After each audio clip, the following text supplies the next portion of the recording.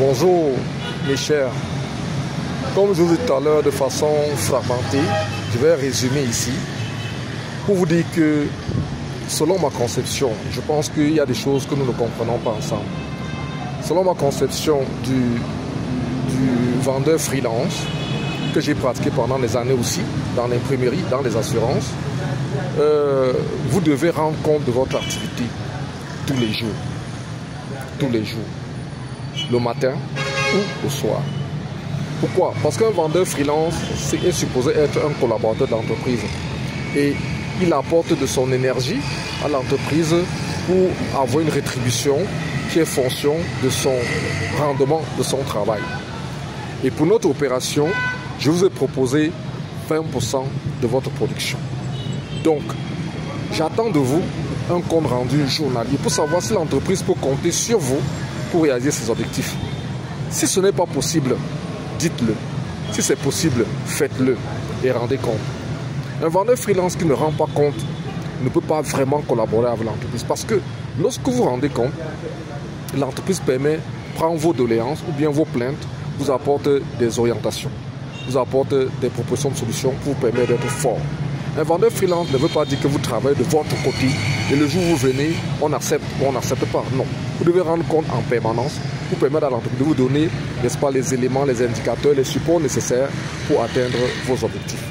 Donc ce matin, je vous fais ce point pour vous dire que nous devons nous recentrer sur l'activité et accepter de rendre compte matin et soir. Aujourd'hui, on a des supports pour rendre compte sans être obligé de se voir physiquement. On peut faire des réunions Zoom tous les matins pour faire le point d'activité, soit à 8h. Et moi, je prends beaucoup plus à 8h30. On fait des réunions Zoom. Si vous n'êtes pas disponible à 8h30, on l'a fait absolument le soir à 17h. Aux heures d'activité, pas hors activité. Ça, c'est le principe du freelance. Donc, je vous rappelle ça ce matin. J'ai constaté que les gens ont accepté de travailler en freelance. Mais c'est comme s'ils disaient, oh, je suis chez moi. Si je rencontre, je rencontre. Si je produis pas. Non, c'est pas comme ça. Un vendeur freelance est engagé à produire.